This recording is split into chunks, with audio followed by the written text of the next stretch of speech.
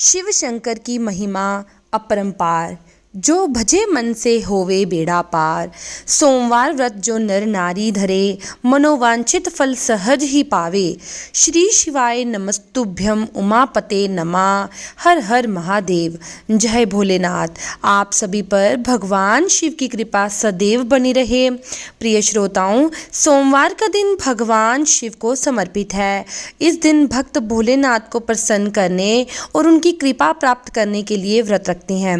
मान्यता है कि इस दिन सच्चे मन से पूजा करने से सभी मनोकामनाएं पूर्ण होती हैं।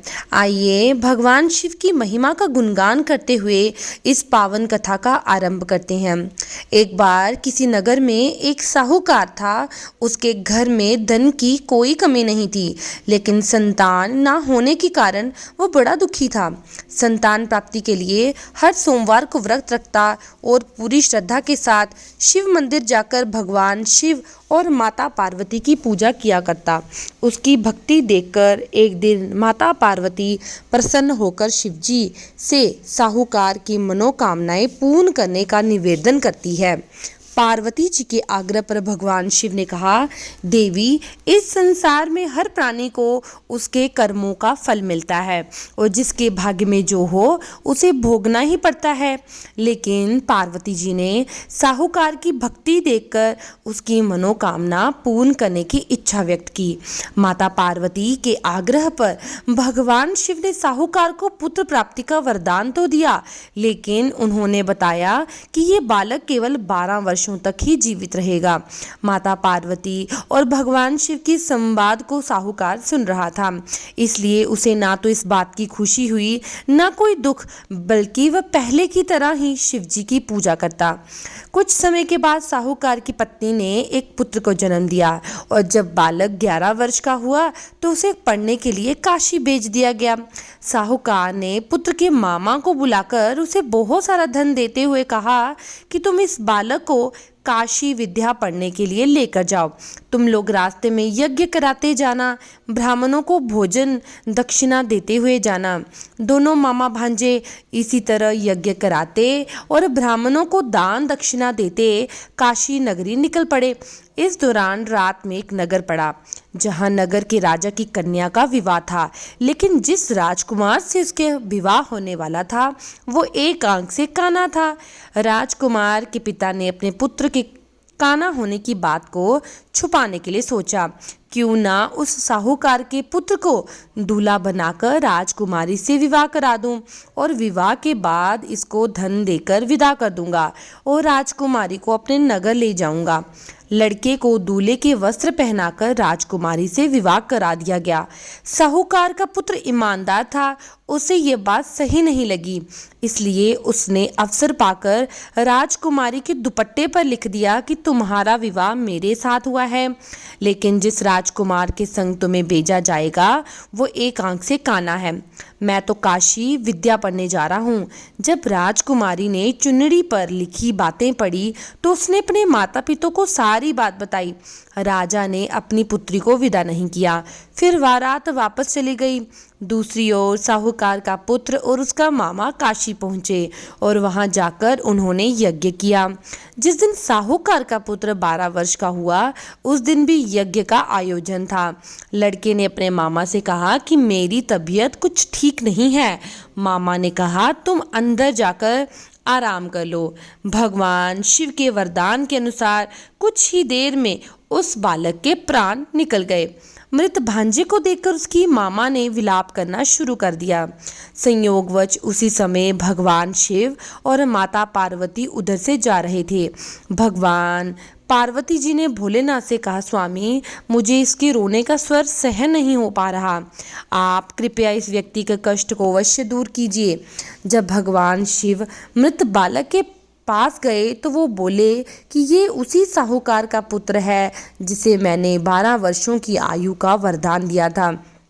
अब आज इसकी आयु पूरी हो चुकी है। लेकिन मातृ भाव से विभोर माता पार्वती जी कहने लगी, हे महादेव, आप इस बालक को और आयु देने की कृपा करें, नहीं तो इसके वियोग में इसके माता पिता तड़प तड़प कर मर जाएंगे। माता पार्वती के पुनर्आग्रह पर भगवान शिव ने उस लड़के को जीवित होने का वरदान दिया। शिव जी की कृपा से वह लड़का जीवित हो गया।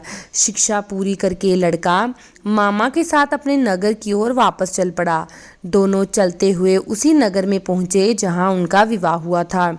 उस नगर में भी उन्होंने यज्ञ का आयोजन किया। उस लड़के के ससुर ने उसे पहचान लिया और महल में ले जाकर उसकी खूब आओ भगत की और अपनी पुत्री को धूमधाम से विदा कर दिया। इधर साहूकार और उसकी पत्नी भूखे प्यासे रहकर अपने बेटे की प्रतीक्षा कर रहे थे। उन्होंने प्रण कर रखा था कि अगर उन्हें अपने बेटे की मृत्यु का समाचार मिला तो वो भी प्राण त्याग देंगे। परंतु अपने बेटे के जीवित होने का समाचार पाकर वे बहुत खुश हुए। उसी रात भगवान शिव ने साहूकार के स्वप्न में आकर कहा, हे श्रेष्ठ, मैंने तेरे सोमवार के व्रत करने और कथा सुनने से प्रसन्न होकर तेरे पुत्र को लंबी आयु प्रदान की। इसी प्रकार जो कोई सोमवार व्रत धारण करता है, कथा सुनता है, पढ़ता है, उसके सभी दुख दूर होते हैं, सारी मनोकामनाएं पूर्ण होती हैं। सभी प्रेम से बोलिए, भोले शंकर भगवान की जय, माता पार्वती की जय। जिन्होंने श्रद्धा से सोमवार का व्रत किया, ये पावन कथा सुनी, भगवान शिव का पूजन किया, उनके जीवन से समस्त दुख, रोग, शोक, संकट दूर होते हैं। ये व्रत न केवल संसारिक सुखों को प्रदान करता है, बल्कि भगवान शिव की अपार कृपा से आत्मिक शांति, मोक्ष और चिर सुख की प्राप्ति कराता है। आइए हम पूर्ण समर्पण और सच्चे मन से भगवान से प्रार्थना करते हैं, हे नीलकंठ भगवान शिव, आप भोले हैं, दयालु हैं, आशुतोष हैं। हमने जो कुछ भी पूजा, व्रत और कथा श्रवण किया, उसमें यदि कोई त्रुटि रह गई तो हमें क्षमा करें। हमें अपने चरणों में अटल भक्ति और जीवन में सच्ची समझ प्रदान करें। हमारे जीवन से अज्ञान, अहंकार और अधर्म का नाश करें। शिव शिव कहकर हम जीवन की राह पर चले, यही हमारा संकल्प है। ओम नमः शिवाय। सोमवार व्रत की महिमा अमोघ है। जो भक्त सच्चे मन से इसका पालन करता है, उनके जीवन में धन, वैभव, संतान सुख, वैवाहिक सुख और सभी मनोरथों की पूर्ति निश्चित होती है। एक बार भोलेनाथ और माता पार्वती जी मृत्यु लोक में भ्रमण करने पधारे। दोनों विदर्भ देश में अमरावती नाम की सुंदर नगरी में जा पहुँचे। ये नगरी सभी प्रकार के सुखों से भरपूर थी। वहाँ बहुत बहुत सुंदर शिव जी के मंदिर थे। भगवान शंकर देवी पार्वती जी के साथ उन्हीं में से एक मंदिर में निवास करने लगे। एक दिन माता पार्वती ने भोलेनाथ के साथ चौसर खेलने की इच्छा प्रकट की। भगवान शिव ने उनकी बात सुन ली और वे दोनों चौसर खेलने लगे। तभी मंदिर का पुजारी पूजा करने आया। माता पार्वती ने पुजारी से पूछा, पुजारी जी बताओ, हम में से कौन जीतेगा? पुजारी जी ने कहा, महादेव ही जीतेंगे। थोड़ी ही देर में खेल समाप्त हुआ तो विजय देवी पार्वती की हुई। माता पार्वती ने पुजारी जी से पूछा, बताओ पुजारी जी, हम में से विजय किसकी हुई? तब पुजारी जी ने महादेव को ही विजय होने की बात बताई। ये सुनकर देवी पार्वती जी को पुजारी पर क्रोध आया और उन्होंने कोढ़ी होने का श्राप दे दिया। कोढ़ से ग्रस्त पुजारी बहुत दुखी रहने लगा। एक दिन देवलोक की अप्सरा भगवान शिव की पूजा करने के लिए शिव मंदिर में आई। पुजारी जी की कोढ़ अवस्था देखकर दया भाव से पूछताछ करने लगी। तब पुजारी जी ने सारी बात अप्सरा को बताई। उनमें से एक अप्सरा बोली, आप सभी व्रतों में श्रेष्ठ 16 सोमवार के व्रत करो, इससे शिवजी प्रसन्न होंगे और वे तुम्हें कष्ट अवश्य दूर करेंगे। पुजारी जी ने इस व्रत की विधि पूछी। तब अप्सराओं ने बताया, सोमवार के दिन व्रत रखो, स्वच्छ वस्त्र धारण करो, संध्या और उपासना के बाद आधा किलो गेहूं का आटा लेकर 3 भाग करो। घी, गुड़, दीप, नैवेद्य, पुंगी फल, बेलपत्र, जनेऊ, जोड़ा, चंदन, अक्षत, पुष्प आदि से प्रदोष काल में भगवान शंकर का पूजन करो। 3 भागों में से 1 भाग शिव जी को अर्पण करो। बाकी 2 भाग को शिव जी को प्रसाद के रूप में उपस्थित जन को बांट दो। खुद भी प्रसाद ग्रहण करो। इस तरह 16 सोमवार के व्रत करो। 17वें व्रत को पाव भर की पवित्र आटे की बाटी बनाओ, उसमें घी और गुड़ मिलाकर उसका चूरमा बनाओ। शिव जी को भोग लगाकर उपस्थित भक्तों में बांट दो। इसके बाद परिवार सहित प्रसाद ग्रहण करो, तो इससे सभी मनोरथ पूर्ण हो जाते हैं। ऐसी बात बताकर अप्सराएं चली गई। पुजारी जी ने अप्सराओं की बताई विधि अनुसार 16 सोमवार के व्रत किए, जिसके पुण्य प्रताप से भगवान शिव की कृपा और माता पार्वती की दया से पुजारी जी को कुछ रोग जो है वो मुक्त हो गए और वो आनंद से रहने लगे। कुछ समय के बाद भगवान शिव और देवी पार्वती जी वापस उसी मंदिर में आए।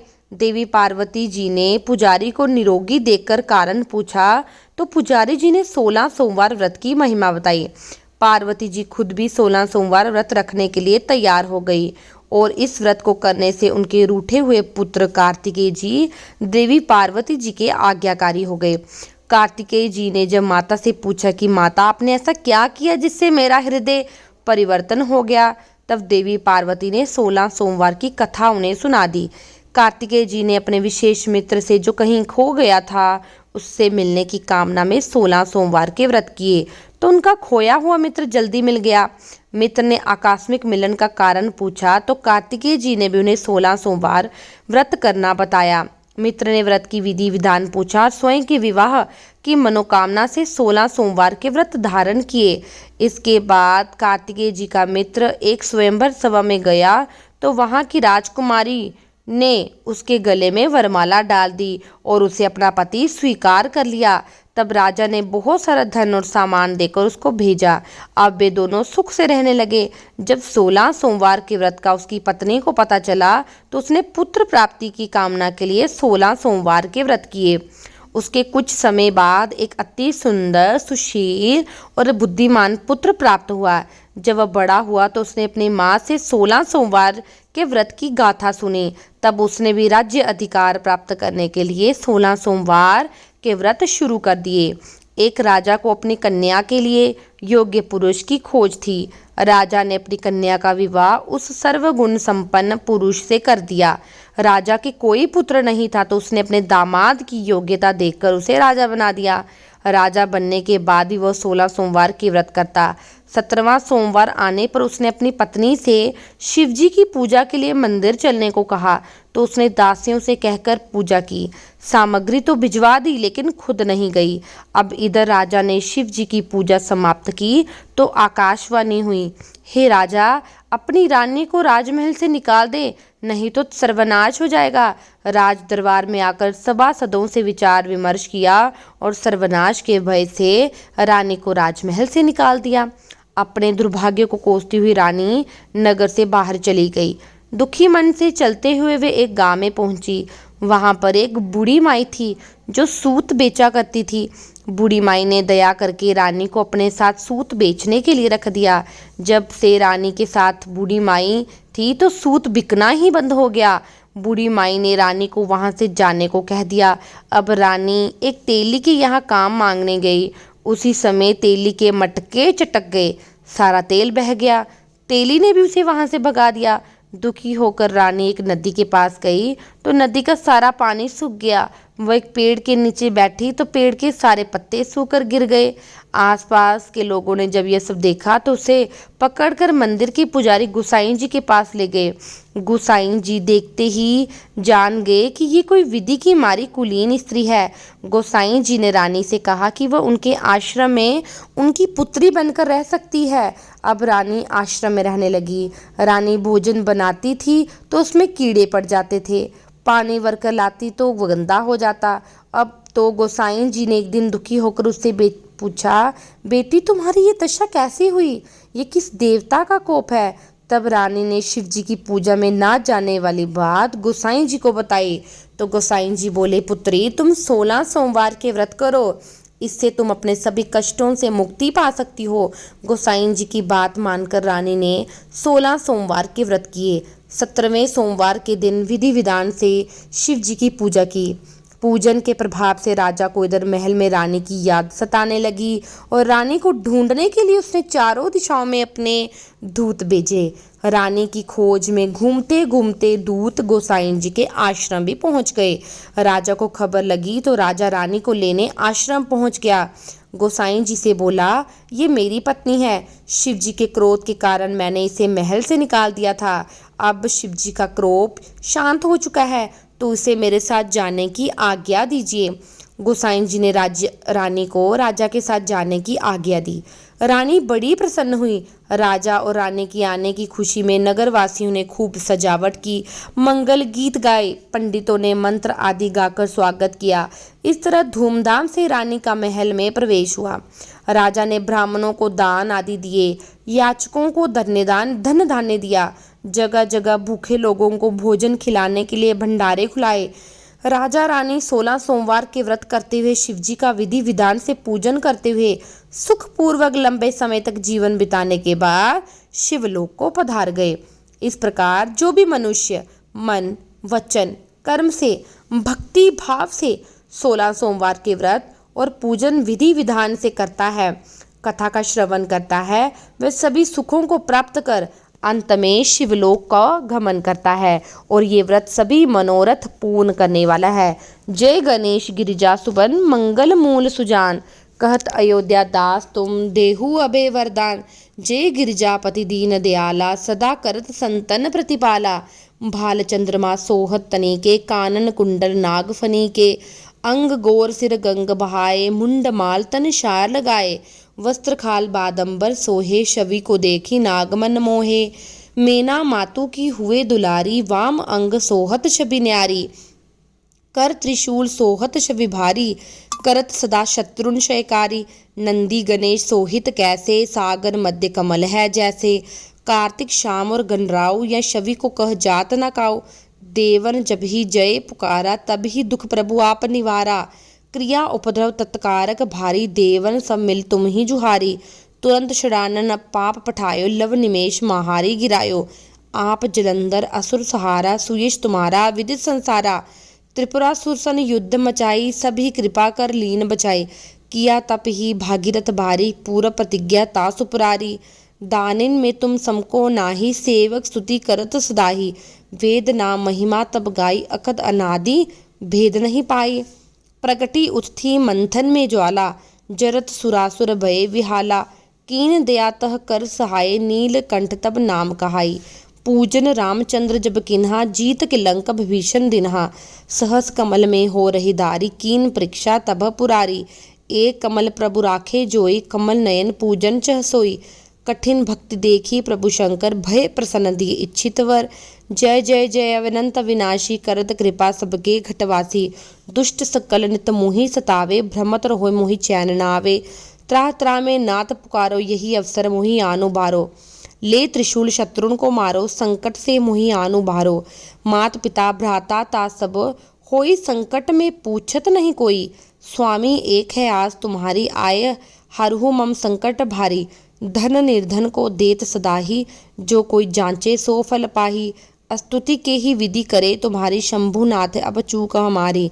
शंकर हो संकट के नाशन, मंगल कारण विघ्न विनाशन।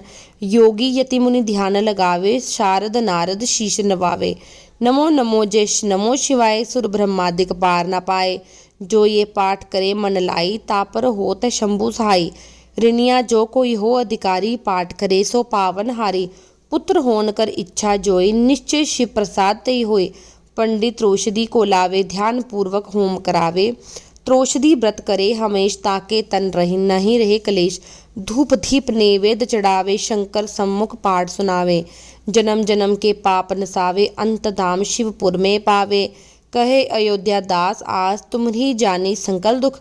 हरू हमारी नित नेम कर, परात ही पाठ करो 40। तुम मेरी मनोकामना पूर्ण करो जगदीश। मगसर छठी है मंत्र ऋतु, संबत 64 ज्ञान। स्तुति 40 शिव ही, पूर्ण कीन कल्याण।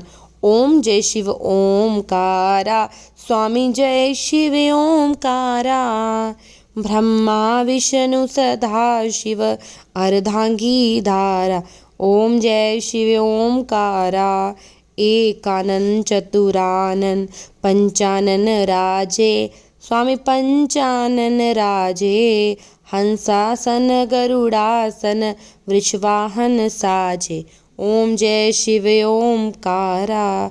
दो भुज चार चतुर्भुज, 10 भुजे अति सोहे, स्वामी 10 भुजे अति सोहे। त्रिगुण रूप निरखते, त्रिगुण रूप निरखते, त्रिभुवन जन मोहे। ओम जय शिव ओमकारा। अक्षमाला वनमाला मुंडमाला धारी, स्वामी मुंडमाला धारी। चंदन मृग मद सोहे, चंदन मृग मद सोहे, भोले शशिधारी। ओम जय शिव ओमकारा।